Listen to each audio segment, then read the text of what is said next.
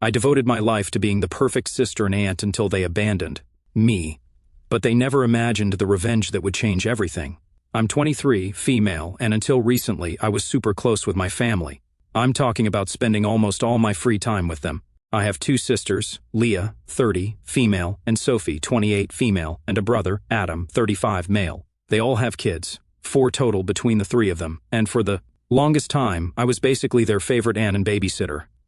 I love their kids though, don't get me wrong. I genuinely did, and honestly, I didn't really mind helping out. I didn't have a social life or anything, so when my siblings needed me to take care of the kids, I was all in. It felt like I had a purpose, you know? Looking back now, I think I ignored the fact that I was kind of their go-to person for everything when it came to their kids. It's like every weekend, I was watching them, or spending money I didn't really have to take them out somewhere fun. My siblings, by the way, all have way more money than I do. They're all pretty well off, especially Adam. He's got this fancy job and all that, but somehow, I was the one always footing the bill for the kids' toys, snacks, trips to the movies, you name it. At the time, it didn't bother me. I thought I was just being a good aunt, but now that I think about it, was I being a good aunt, or was I just letting myself get taken advantage of? Anyway, things were going fine for year synthesis. I was babysitting all the time, going to their school events, taking them out on weekends so my siblings could have their own time off. I didn't have much else going on, to be honest, so it filled that gap in my life. I didn't have a big friend group, wasn't dating anyone seriously, so the kids were kind of my world. But then, everything changed about a year ago. I had this freak accident. I tripped over something stupid in my apartment. I think it was a laundry basket or something, and I ended up really hurting myself, like bad. I couldn't walk, and both my hands were messed up. The doctor said I was looking at 6 months, maybe more, of physical therapy and recovery. I went from being this super active, independent person to someone who couldn't even feed themselves. The first couple of weeks after the accident, I was still kind of in shock. I couldn't believe this was happening to me, but I figured, okay, my family is going to help me out, right? I mean, I was always there for them, always stepping up when they needed me. Now it was my turn to lean on them a bit. Boy, was I wrong. I was in the hospital for a couple of days after the accident, and I remember Leah came to visit me once. She stayed for like 20 minutes, and that was it. Adam. He texted me like, hey, heard you fell, sucks. Get well soon. Sophie didn't even show up at all. She just sent a group text saying she was too busy with work but hoped I was okay.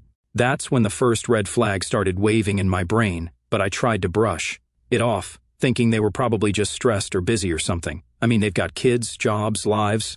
I didn't want to be that person who expected too much from them, right? Then I got sent home, and let me tell you, I've never felt so alone in my life. Have you ever tried living by yourself when you can't even walk to the bathroom?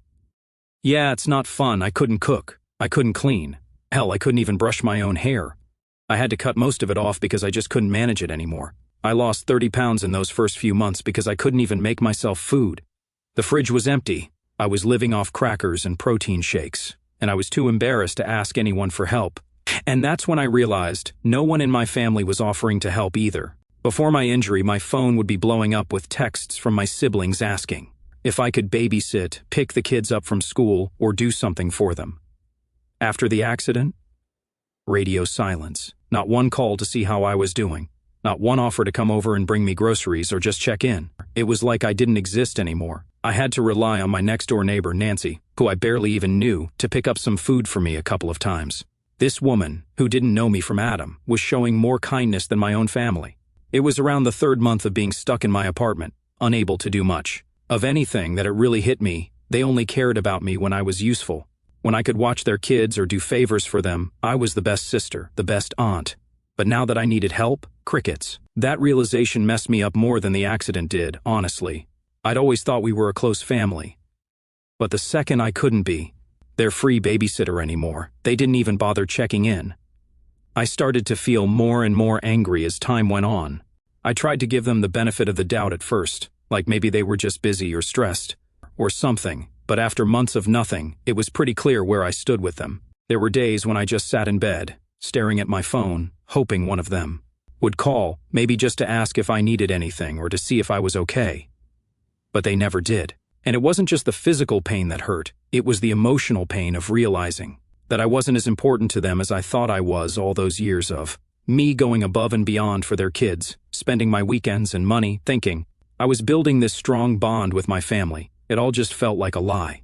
By the time I started recovering and was able to walk again, I was mad, really mad. I started thinking back to all the times they'd called me up, asking me to watch the kids so they could go on a date night or take a break, and I realized they never offered me that same kind of support.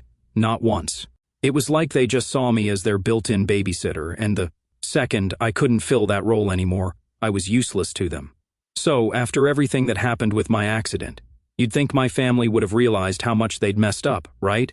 Like maybe they'd notice how distant I was being and at least try to make things better. But no, nothing like that. They were still acting like everything was totally normal, like I hadn't. They'd just gone through one of the hardest times of my life without them. After I started to get back on my feet, physically at least, I was still dealing with a lot mentally. I had all this anger just boiling up inside me. I didn't know how to bring it up without starting a huge fight, so I kind of just waited to see what would happen. But one thing I knew for sure, I wasn't going back to being their personal babysitter. That part of my life was over. Then one day, I got this call from Sophie, the middle sister. She's all casual, like, "Hey, the kids really miss you. Do you think you could take them for the weekend?" I swear I almost threw my phone across the room. After everything, the first time I hear from her is because she needs me to watch her kids? Not even a "how are you feeling?" Or "we haven't seen you in a while, are you okay?"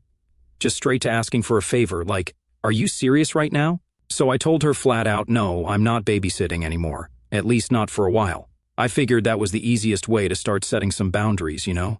I didn't want to dive into the whole "I'm mad because you abandoned me" conversation just yet, but I needed to make it clear things had changed. Sophie didn't take it well. She acted all confused, like she couldn't understand why I was saying no. She even tried to guilt-trip me by saying how much the kids missed me and how hard things had been for her lately. Now, normally, that would have worked. I used to be a total pushover when it came to them, especially the kids, but not this time. I stood my ground and told her that I needed to focus on myself for a while. She got all huffy and was like, "Well, I just didn't realize you were so busy now." Busy? I'd been recovering from a life-changing injury for months, completely alone, and now I'm too busy for her? That phone call pretty much confirmed everything I'd been feeling. They didn't care about me unless I was useful to them. After that, I decided I needed to have a real conversation with all of them, like sit them down and just lay it all out. I wasn't going to keep pretending like things were okay when I was still hurting, both physically and emotionally. So I texted Leah, Sophie, and Adam, asking if we could all meet up for lunch at this cafe we used to go to. I thought it would be a good neutral spot to talk things out.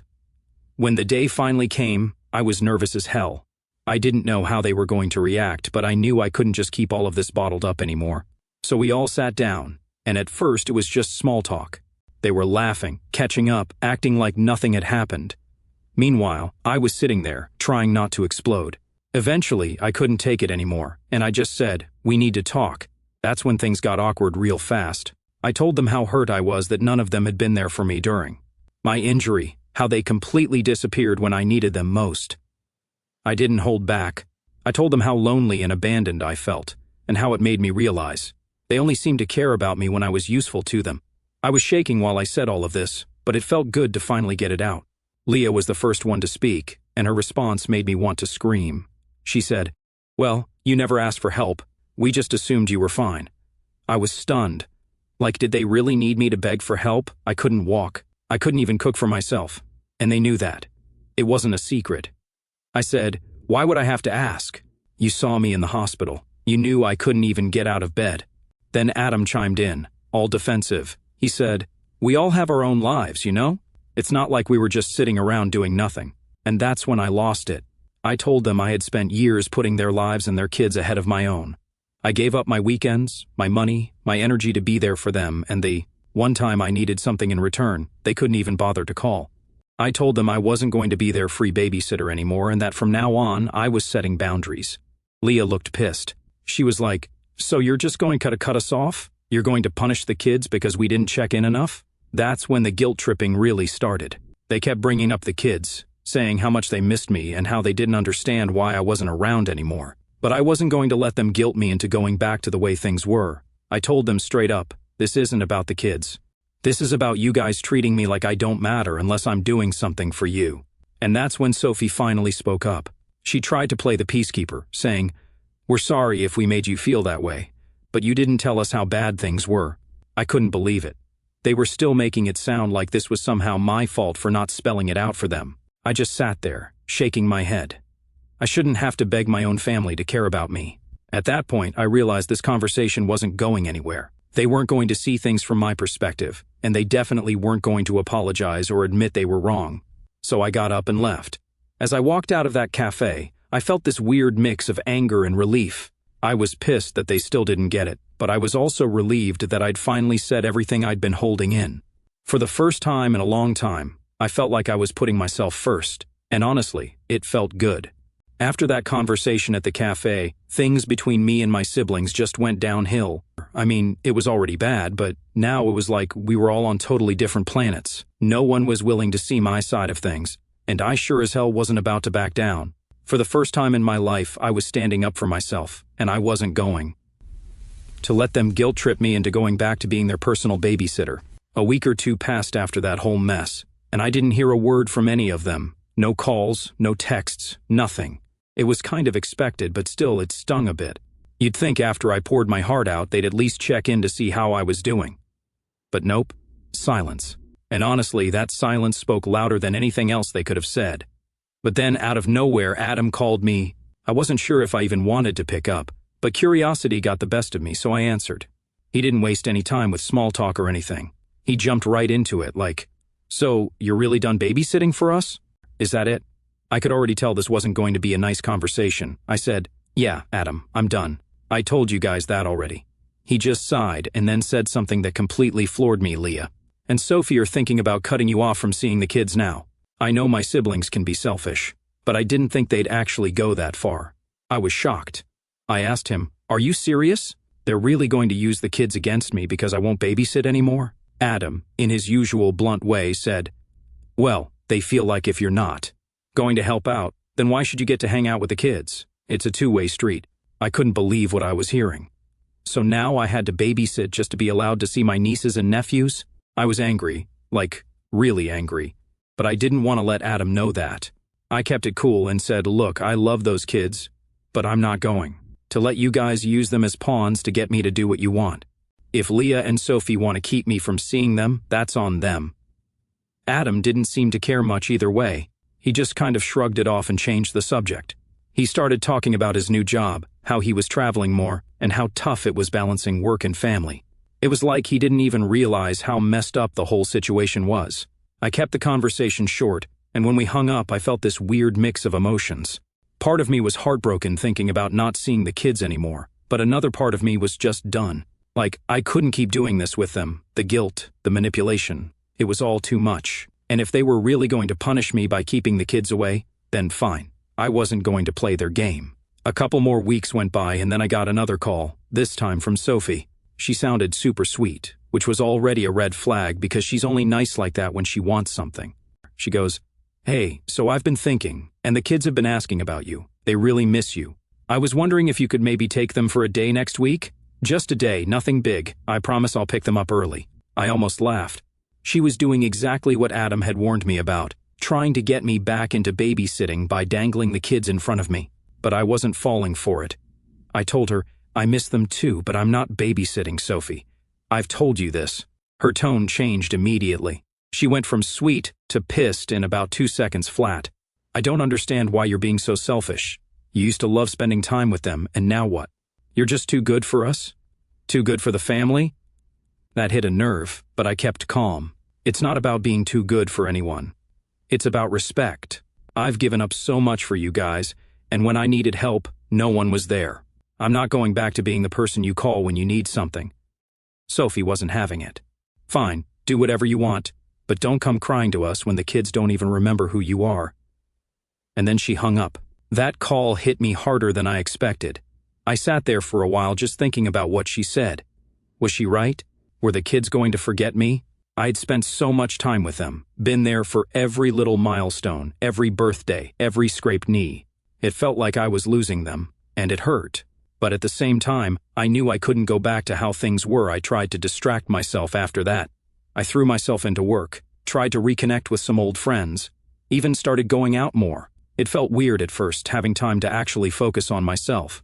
For years, my whole life revolved around my family and their kids, and now that, I wasn't involved anymore. I didn't really know what to do with myself. But slowly, I started to figure it out. Then a few weeks later, I got the call that really broke me. It was Leah, and she sounded panicked. She said that her youngest, Emma, had been in an accident.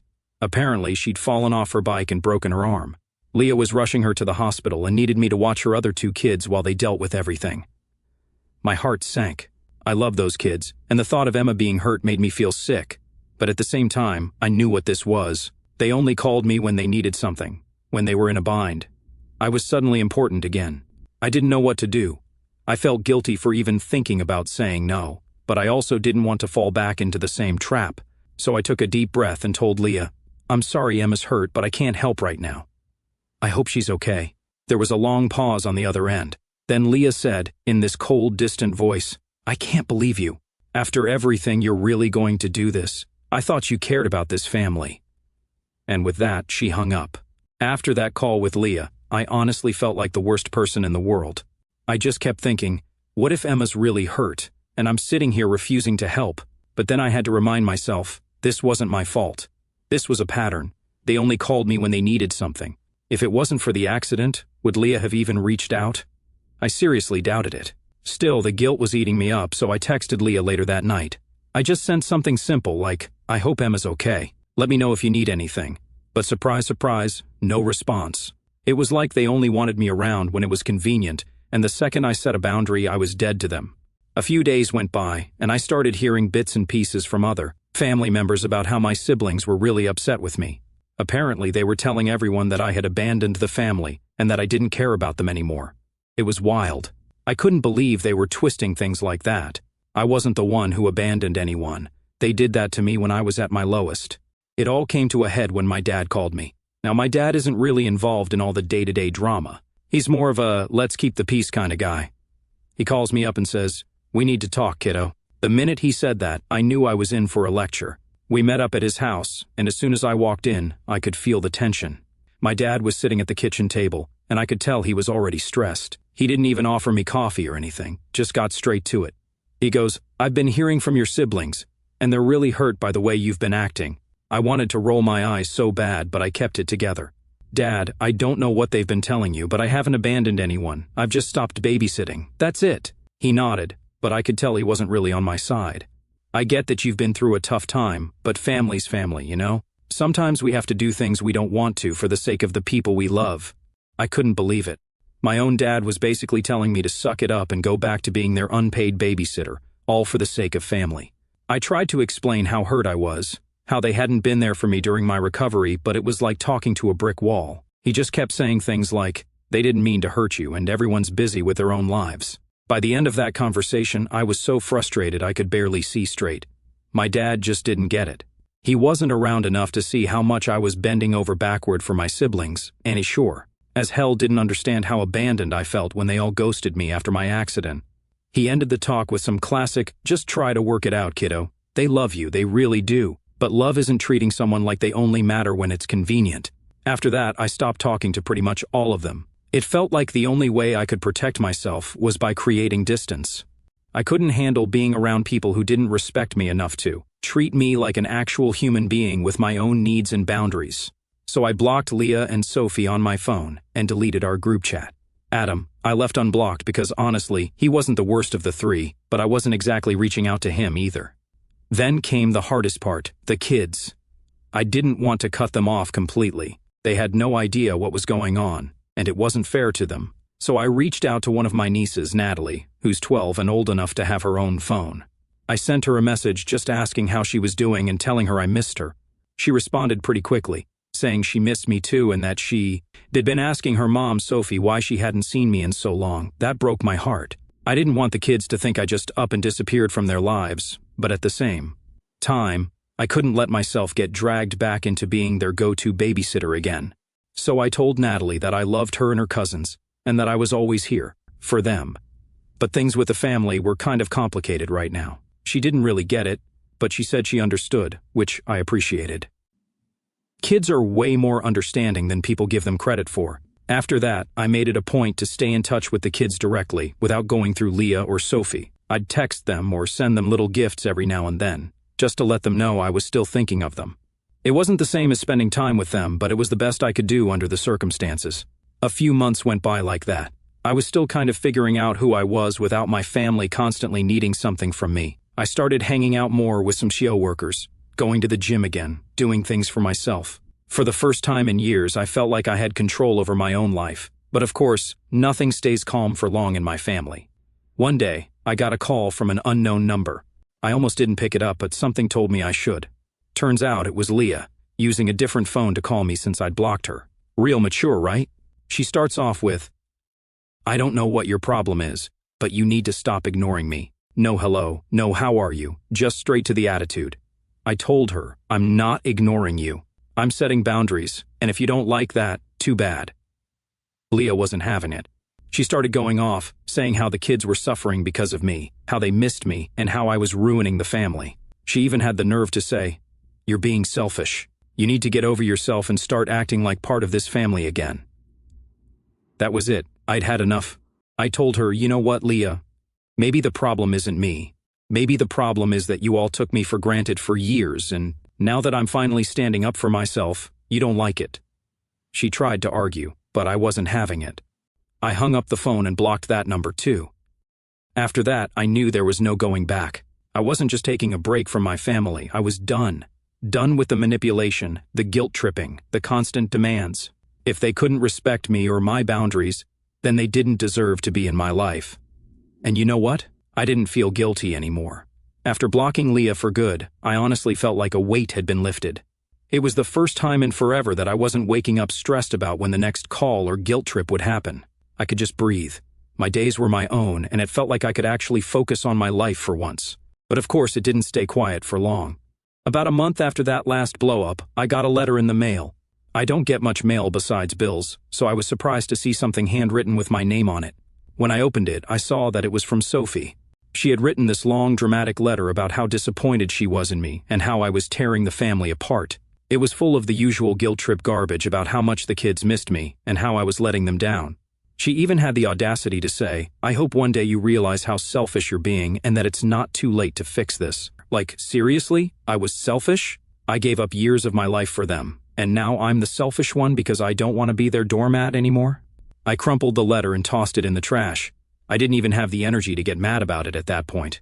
I was just done with all their manipulation. If they wanted to paint me as the villain, fine, let them. I wasn't going to waste another second of my life trying to prove myself to people who clearly didn't care about me unless they needed something. Around the same time, I got an email from Natalie, my niece. It was sweet, and she kept it casual, just telling me about her school and some stuff going on with her friends. I was glad to hear from her. I always told the kids they could reach out to me anytime, and Natalie was the only one who actually did. But something in the email caught my eye. She mentioned that her mom, Sophie, had told her I was too busy to see them anymore. Too busy? That was the lie they were telling the kids. I couldn't believe it. Instead of being honest and saying that there was some family drama, they were making it sound like I just didn't want to see the kids anymore, like I was off living my best life and didn't have time for them. It pissed me off. But I knew I couldn't take that anger out on Natalie. It wasn't her fault. So I responded to her email, saying I missed her and that I was always here if she needed me. I didn't bring up her mom's lie. I didn't want to drag Natalie into the mess. But it made me realize that this situation wasn't going to get better. My siblings were going to keep twisting things to make me look like the bad guy, and the kids were stuck in the middle of it. After a few weeks of stewing over it, I decided to make a final clean break. I had to, for my own mental health. I couldn't keep playing this game with them, where I was constantly on edge, wondering what lie they'd tell next or when they'd try to guilt me into coming back. So I changed my number again, blocked any emails from my siblings, and pretty much cut all ties. It hurt like hell, especially thinking about the kids. But I knew it was the right thing to do. The funny thing is, once I made that decision, I felt this huge sense of relief. It was like I could finally see clearly. For so long I'd been caught up in trying to keep everyone else happy, always sacrificing my own happiness and well-being for the sake of family. But family shouldn't make you feel like that. Family should support you, lift you up, not tear you down or use you when it's convenient.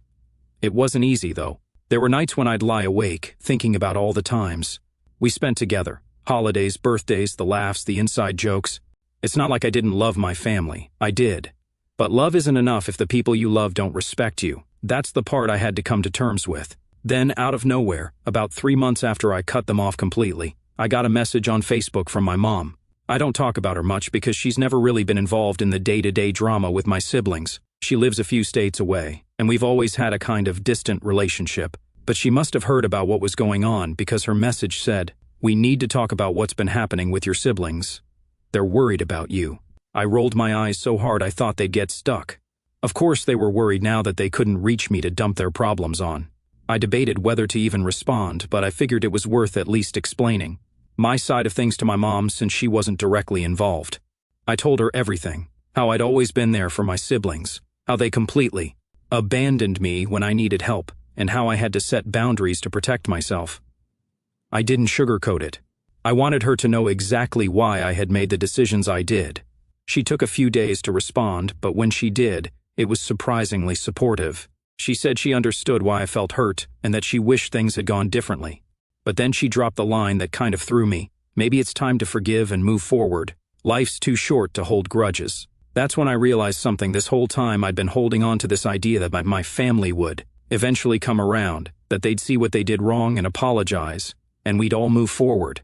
But that wasn't going to happen. They didn't think they did anything wrong, and they probably never would. So I made peace with it. I wasn't going to forgive them because they hadn't asked for forgiveness or shown any remorse.